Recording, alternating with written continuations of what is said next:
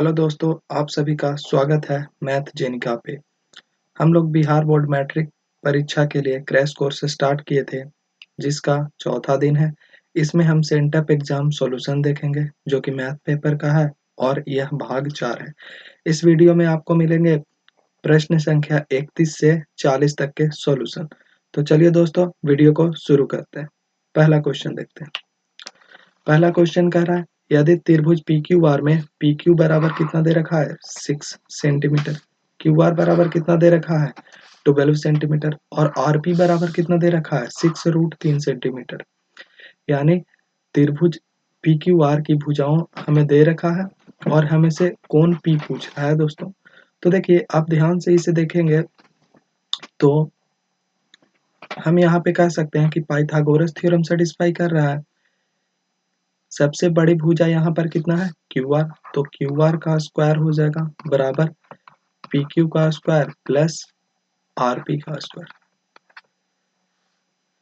ठीक है ना दोस्तों। तो क्यू आर की वैल्यू कितनी है दे रखा है 12, तो 12 का स्क्वायर हो गया बराबर पी क्यू कितना दे रखा है 6, तो 6 का स्क्वायर 6 का स्क्वायर हो गया प्लस आर पी स्क्वायर, तो आर पी कितना है 6√3 का स्क्वायर। अब 12 का स्क्वायर करते हैं तो 144 होगा, 12 गुना 12 करेंगे तो 144 होता है। 6 का स्क्वायर करेंगे तो 6 गुना 6 कितना हो जाएगा दोस्तों 36 हो जाएगा प्लस, अब इसको करेंगे 6√3 गुना 6√3, तो 6 छक्का 36 हो गया और गुना 3 होगा, क्योंकि √3 गुना √3 3 होता है। अब 36 में 3 से गुना करेंगे कितना हो जाएगा दोस्तों 108। तो ध्यान से देखिए, 36 में 108 जोड़ देंगे 144 आ गया। यानी हम कह सकते हैं कि यह पाइथागोरस थ्योरम का विलोम है। यदि किसी त्रिभुज में सबसे बड़ी भुजा का योग अन्य दो भुजाओं के वर्ग के योग के बराबर है ना दोस्तों, तो हम कहेंगे कि वह त्रिभुज कौन सा है समकोण त्रिभुज है। कौन सा त्रिभुज है समकोण त्रिभुज है। यहाँ पर सबसे बड़ी भुजा दे रखा है हमें क्यू आर, तो ये क्यू हो गया और ये आर हो गया और ये पी हो गया। तो पी कोण हमसे पूछा था, तो पी कोण कितना डिग्री है 90 डिग्री। तो 90 डिग्री इस सवाल का उत्तर हो गया। आप चाहे तो इसे लिख ले सकते हैं दोस्तों, अपने कॉपी पे नोट डाउन कर लिए वीडियो पॉज करके। चलिए हम अगले प्रश्न की ओर बढ़ते हैं। अगला प्रश्न में कह रहा है, यदि बिंदुओं ए -3, ए और बी 1, a+4 को मिलाने वाले रेखाखंड का मध्य बिंदु Q -1, 1 हो तो a का मान ज्ञात करें। तो हमें दे रखा है दो बिंदु a -3, a है और b क्या है 1, a+4 है। तो यहाँ से ध्यान से देखिए, ये पहला बिंदु है, इसको मान लेते हैं x1 और ये क्या है y1। ये दूसरा बिंदु है तो इसको मान लेते हैं x2 और ये हो गया क्या y2। तो मध्य बिंदु का आपको पता होगा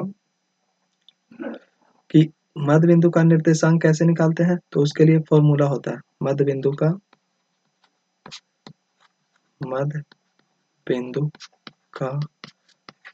निर्देशांक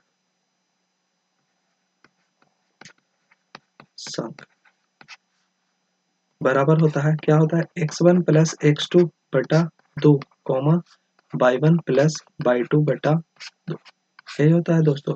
लेकिन यहाँ पर मध्य बिंदु जो Q है वो हमें दे रखा है, तो Q का नियामक दे रखा है कितना है -1, 1 बराबर, यहाँ पे x1 कितना है -3 प्लस x2 कितना है 1/2। यहाँ से देखिए y1 कितना है, तो y1 है हमारा कितना a है, तो a लिखेंगे प्लस y2 कितना है दोस्तों a+4 बटा कितना हो गया 2। अब ध्यान से देखेंगे यहाँ पे तो कांस्टेंट है, तो ये वाला से तो हमें a का मान नहीं निकलेगा, हमें मान निकलेगा a का यहाँ से। तो इसको जो बाई नियामक है ना, इसको तुलना कर देंगे यहाँ से, तो 1 बराबर क्या हो जाएगा a+a कितना हो जाएगा 2a+4 बटा 2।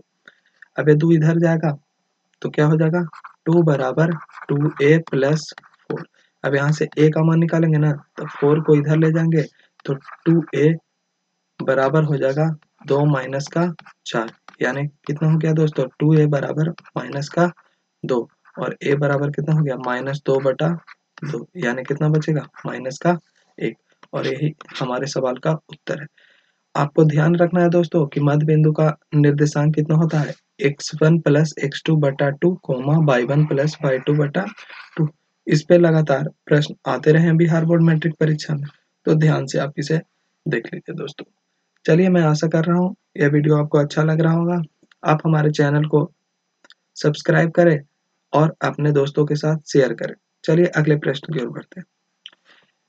अगले प्रश्न है, त्रिभुज एबीसी में डीई पैरेलल है बीसी के, यानी डी समानांतर है बीसी के, और आपको दे रखा है क्या, एडी बटा डीबी बराबर 1.5 बटा 3 दे रखा है, और एई बराबर क्या दे रखा है दोस्तों, 1 सेंटीमीटर। तो इसी का मान हमें पूछ रहा है। तो पहले एक त्रिभुज बना लेते हैं, और ये त्रिभुज का नाम है ए बी सी। अब कह रहा है डी जो है पैरेलल है, समानांतर है बीसी का। तो डी एक रेखा है, रेखाखंड है जो कि समानांतर है किसके, बीसी के। अब क्वेश्चन में कह रहा है कि देखिए, आपको पता होगा कि थेल्स थ्योरम क्या कहता है कि यदि बीसी के समानांतर डी है ना, तो इसका जो भुजाओं का अनुपात होगा एडी अनुपात डीबी बराबर क्या होगा, एई अनुपात ईसी। यही है थेल्स थ्योरम दोस्तों, थेल्स थ्योरम यही ना है। यानी एडी की वैल्यू कितना दे रखा है आपको, 1.5 दे रखा है। डीवी की वैल्यू कितना दे रखा है, 3 दे रखा है, बराबर ए की वैल्यू कितना है, 1 है, और इसी की वैल्यू आपसे पूछ रहा है। तो x का वैल्यू निकालेंगे तो ये x इधर जाएगा 1.5 इंटू एक्स बराबर ई इधर जाएगा, कितना हो जाएगा 3। तो x बराबर कितना हो जाएगा 3 बटा 1.5। तो दशमलव हटाएंगे और एक जीरो यहाँ पे, 5 दूना 10, 5 तिहाई 15, 3 से 3 कट जाएगा। आंसर कितना बच गया दोस्तों, 2 सेंटीमीटर। तो 2 सेंटीमीटर इस सवाल का उत्तर है। चलिए दोस्तों अगले प्रश्न की ओर बढ़ते हैं। अगला प्रश्न है, यदि cos थीटा बराबर 5/13 हो तो cosec थीटा का मान होगा। तो हम जानते हैं दोस्तों cos थीटा बराबर 5/13 है ना, तो cos थीटा का फॉर्मूला क्या होता है, आधार बटा कर्ण, आधार बटा कर्ण। तो यहाँ पे लंब नहीं है, तो पहले लंब निकालेंगे और उसके बाद cosec थीटा का फॉर्मूला भी रख देंगे। तो हम पाइथागोरस थ्योरम क्या कहलाता है कि यदि कोई समकोण त्रिभुज दिया रहता है तो कर्ण का स्क्वायर बराबर होता है लंब का स्क्वायर प्लस आधार का स्क्वायर। क्या होता है दोस्तों, लंब का स्क्वायर प्लस आधार का स्क्वायर।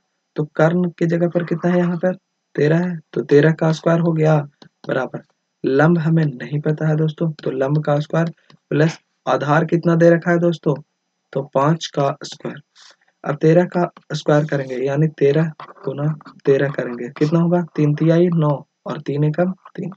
फिर यहाँ से 13 तो कितना हो जाएगा 9, 3 3 6 और 169 हो गया, बराबर लंब का स्क्वायर होगा प्लस 5 कितना हो जाएगा 25, क्योंकि 5 का स्क्वायर करेंगे तो कितना हो जाएगा 25। तो लंब का स्क्वायर बराबर कितना हो जाएगा 169 माइनस 25। तो 169 में से 25 घटाएंगे, 9 में से 5 गया कितना बचा 4, 6 में से 2 गया कितना बचा 4 और 1 है, तो 144 बराबर कितना हो जाएगा लंब का स्क्वायर। तो लंब बराबर कितना हो जाएगा दोस्तों, इधर आ जाएगा स्क्वायर रूट में 144। अब 144 का वर्गमूल कितना होता है 12, तो लंब की वैल्यू कितना आ गया 12। अब देखिए cosec थीटा हमसे क्या पूछा है, cosec थीटा का मान पूछा है। तो cosec थीटा बराबर फॉर्मूला क्या होता है, cosec थीटा बराबर फॉर्मूला होता है कर्ण बटा लंब। क्या होता है दोस्तों, कर्ण बटा लंब। कर्ण कितना दे रखा है 13 दे रखा है, और लंब अभी अभी निकाले कितना है 12 है। तो 13/12 ही इस सवाल का उत्तर है, जो कि ऑप्शन नंबर ए है दोस्तों। चलिए अगले प्रश्न की ओर बढ़ते हैं दोस्तों। क्या कह रहा है, यदि एक 12 मीटर ऊंचे खंबे की छाया पृथ्वी पर 4√3 मीटर लंबी है तो सूर्य का उन्नयन कोण बताना। ठीक है, मान लीजिए कि यह एक खंभा है दोस्तों, कितने मीटर लंबी है 12 मीटर, और मान लेते हैं कि प्रकाश का स्रोत इधर से आ रहा है, तो छाया कहाँ पे बनेगा, यहाँ से किरण यहाँ जाएगा, तो आपको छाया कहाँ बनेगा, ये वाला बनेगा। अब इस प्रश्न में दे रखा है कि छाया का पृथ्वी पर कितना बनता है 4√3 मीटर, यही ना बनता है। अच्छा, अब उन्नयन कोण बनाना है, बताना है हमें, तो नया कोण यही वाला होगा थीटा। तो थीटा के सामने क्या होता है, लंब होता है, और ये है आधार। तो हम जानते हैं कि लंब और आधार में कौन से फॉर्मूला लगता है, या तो आप tan थीटा लगा लो या तो cot थीटा। तो tan थीटा बराबर क्या होगा, tan थीटा बराबर होगा लंब बटा आधार, लंब बटा आधार हो गया। अच्छा अब देखिए tan थीटा लिखेंगे, लंब का मान कितना है 12 और आधार का मान कितना है 4√3। तो 4 से 3 बार में कट जाएगा, 4 तिहाई 12 और 3/√3 है, तो इसको क्या लिख सकते हैं √3 गुना √3 बटा √3। √3 से √3 कट गया दोस्तों, तो क्या हो गया tan थीटा बराबर √3। और हम जानते हैं कि tan थीटा का मान √3 कब होता है, जब थीटा बराबर कितना होता है 60 डिग्री। तो यहाँ पर देखिए tan और tan दोनों तो बराबर है, तो यहाँ से थीटा का मान कितना आ जाएगा 60 डिग्री। ठीक है दोस्तों, तो आंसर हमारा कितना हो जाएगा 60 डिग्री। अगले प्रश्न की ओर बढ़ते हैं दोस्तों। यदि आपको यह वीडियो अच्छा लग रहा है तो आप इसे लाइक करें, हमारे चैनल को सब्सक्राइब करें और अपने दोस्तों के साथ शेयर करें। अगला प्रश्न देखिए दोस्तों, 1 + tan स्क्वायर थीटा बराबर होता है, यह तो डायरेक्ट आइडेंटिटी है कि 1 + tan स्क्वायर थीटा बराबर क्या होता है दोस्तों, सेक स्क्वायर थीटा होता है। ठीक है दोस्तों, चलिए अगले प्रश्न की ओर बढ़ते हैं। और ये आपको ये ध्यान में रखना होगा, sine square theta plus cos square theta बराबर कितना होता है, 1 होता है। 1 + tan स्क्वायर थीटा बराबर क्या होता है दोस्तों, सेक स्क्वायर थीटा होता है। और 1 + कॉट स्क्वायर थीटा बराबर क्या होता है, कोसेक स्क्वायर थीटा। ठीक है दोस्तों, चलिए अगले प्रश्न की ओर बढ़ते हैं। अगले प्रश्न में कह रहा है, r त्रिज्या वाले वृत्त के लिए थीटा कोण वाले त्रिज्यखंड के चाप की लंबाई क्या होगी। मतलब आपको एक क्या दे रखा है, आपको एक वृत्त दे रखा है, ठीक है। यहाँ पर त्रिज्या इसका कितना है r है, और ये दो त्रिज्या से बने क्षेत्र को क्या कहते हैं, त्रिज्यखंड कहते हैं। अब इस त्रिज्यखंड यहाँ पे कितना डिग्री का कोण बना रहा है, थीटा डिग्री। अब आप बताइए इस त्रिज्यखंड में चाप की लंबाई क्या हो, कहाँ से कहाँ तक होगी, यहाँ से यहाँ तक। हम जानते हैं पूरे पूरे वृत्त का परिधि क्या होता है 2πr होता है, तो 2πr तो यहाँ पे लिखते हैं। लेकिन पूरा वृत्त में कितना डिग्री होता है 360 डिग्री, लेकिन यहाँ पर कितने डिग्री का हमको मान चाहिए, थीटा का ना। तो क्या हो जाएगा थीटा बटा 360 गुना 2πr, और यही हमारे चाप की लंबाई होगा यदि थीटा कोण अंतरित करेगा। तो आंसर कौन सा हो जाएगा, डी ऑप्शन होगा। ठीक है दोस्तों, चलिए अगले प्रश्न की ओर बढ़ते हैं। क्या कर रहा है, यदि एक वृत्त का परिमाप और क्षेत्रफल संख्यात्मक रूप से बराबर हो तो उस वृत्त की त्रिज्या ज्ञात करनी। तो परिमाप क्या होता है, परिमाप कहिए वृत्त की या परिधि कहिए, बात बराबर है। तो वृत्त का क्वेश्चन में दे रखा है कि परिमाप बराबर है वृत्त के क्षेत्रफल का, वृत्त के क्षेत्रफल का। तो वृत्त का परिमाप या परिधि क्या होता है दोस्तों 2πr, और वृत्त का क्षेत्रफल कितना होता है πr²। तो हमसे पाई से पाई कट जाएगा यहाँ, और हमें त्रिज्या का वैल्यू पूछा है। देखिए यहाँ पे r1 है, यहाँ पे r2 है, तो एक r से r कट गया, तो r बराबर कितना हो गया 2। तो 2 इकाई में हमारा इस सवाल का उत्तर होगा।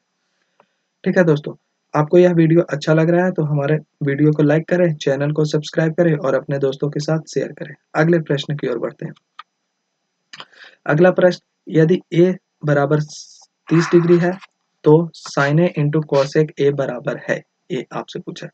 तो चूंकि हम जानते हैं कि sign theta into cosec theta बराबर कितना होता है दोस्तों, 1 होता है। इससे कोई मतलब नहीं है, क्योंकि ये आप इसका भी इस्तेमाल करेंगे तो उतना ही आएगा, लेकिन हम जानते हैं sine theta into cosec theta बराबर कितना होता है 1 होता है। Cos theta into sec theta बराबर कितना होता है 1 होता है। और tan theta into cot theta, tan theta गुना कॉट थीटा बराबर कितना होता है 1। तो आप इसे ध्यान रखें, ठीक है। या हम यहाँ से कह सकते हैं कि साइन का व्युत्क्रम कॉसेक होता है, कॉसेक का व्युत्क्रम साइन, कॉस का व्युत्क्रम क्या होता है सेक, सेक का व्युत्क्रम कॉस, टेन का व्युत्क्रम क्या होता है दोस्तों कॉट, और कॉट का व्युत्क्रम क्या होता है टेन होता है। चलिए अगले प्रश्न की ओर बढ़ते हैं, और हमारा आखिरी सवाल ये रहा। एक चक्कर में 14 सेंटीमीटर के पहिए द्वारा तय की गई दूरी। तो आपको ध्यान रखना है दोस्तों कि एक चक्कर में पहिए द्वारा तय की गई दूरी किसके बराबर होती है? वृत्त के परिधि के, वृत्त के परिधि के या पहिए की परिधि के बराबर होती है। या यहाँ पर आप कह सकते हैं कि पहिए की परिधि के बराबर होती है। तो यहाँ पर वृत्त के परिधि या पहिए का परिधि क्या हो जाएगा? 2 पाई आर हो जाएगा, 2 गुने पाई गुने आर। अब यहाँ पे आर की वैल्यू दे रखा है 14 सेंटीमीटर, तो 14 रख दिए, गुने पाई का मान कितना है? 22/7 और गुना 2। 7 से 7 दूना 14 कट गया। अब 2 दूना 4 और गुना 22 करेंगे तो 22 गुना 4 कितना हो जाएगा? 22 चौके 88। और यही इस सवाल का उत्तर है दोस्तों। चलिए हम आज ने फिर 10 क्वेश्चन किए। अब कल मिलते हैं दोस्तों। Thank you.